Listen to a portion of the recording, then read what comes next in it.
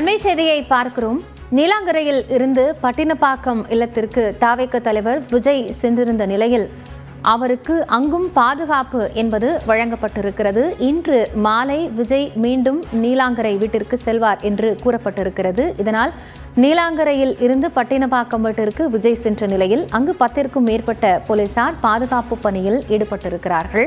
ஏற்கனவே தாவேக தலைவருக்கு அச்சுறுத்தல் இருக்கக்கூடிய நிலையில் காவல்துறை பாதுகாப்பு என்பது அவருடைய நீலாங்கரை இல்லத்திற்கு வழங்கப்பட்டு வந்தது.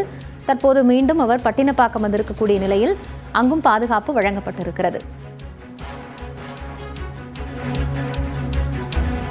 கூடுதல் தகவல்களோடு செய்தியாளர் வேல்முருகன் இணைந்திருக்கிறார். அவரிடம் பேசலாம். வேல்முருகன், இப்போ 10க்கும் மேற்பட்ட காவலர்கள் அங்க பாதுகாப்பு பணியில ஈடுபட்டிருக்காங்க. விவரங்கள் என்ன?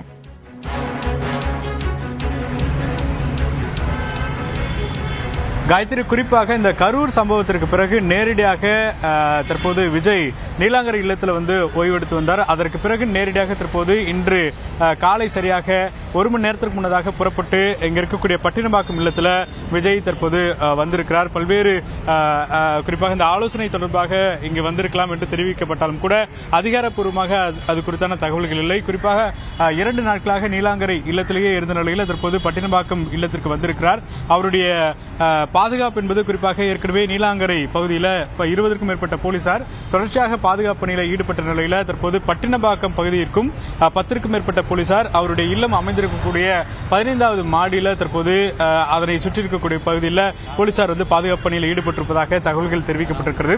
அதேபோல இன்று மாலை மீண்டும் நீலாங்கரை இல்லத்திற்கு விஜய் புறப்படுவார் என்றும் தகவல்கள் சொல்லப்பட்டிருக்கிறது. குறிப்பாக இந்த இல்லத்தை பொறுத்தளவிற்கு இதுவரைக்கும் யாரையும் சந்திப்பதற்கான அனுமதிகள் வழங்கப்படவில்லை என்ற தகவல் விஜய் அவங்களுடைய தரப்பிலிருந்து தெரிவிக்கப்பட்டிருக்கு. எந்தவித அப்பாயின்மெண்ட்டும் விஜய் இன்றைய தினத்தில் கொடுக்க மாட்டார் என்று தெரிவிக்கப்பட்டாலும் கூட தொடர்ச்சியாக நீலாங்கரை இல்லத்தில் கொடுக்கப்பட்டதை போல பட்டினப்பாக்கம் இல்லத்திலும் பாதுகாப்பு என்பது வழங்கப்படுகிறது. குறிப்பாக நேற்றைய தினத்தை பொறுத்தளவிற்கு நீலாங்கரை பகுதியில் பல்வேறு அமைப்பினர் திடீரென்று போராட்டத்தில் ஈடுபட்ட நிகழ்வு என்பது நடைபெற்றது. ஏனென்றால் அந்த கரூர் விவகாரத்தில் இன்று சென்னை முழுக்க அவரை கண்டித்து பல்வேறு போஸ்டர்கள் ஒட்டப்பட்டிருக்கு. போன்ற ஒரு அச்சுறுத்தல் இருக்கக்கூடிய நிலையில விஜயனுடைய பாதுகாப்பை உறுதி செய்யக்கூடிய வகையில் தொடர்ச்சியாக நீலாங்கரை இல்லத்தில் எப்படி பாதுகாப்பு பணியில் ஈடுபட்டார்களோ அதே போல பட்டினப்பாக்கம் இல்லத்திலும் தற்போது காவல்துறையினருடைய பாதுகாப்பு என்பது வழங்கப்பட்டிருக்கிறது. காயத்ரி, நன்றி வேல்முருகன். கூடுதல் விவரங்களுக்காக மீண்டும் இணையலாம்.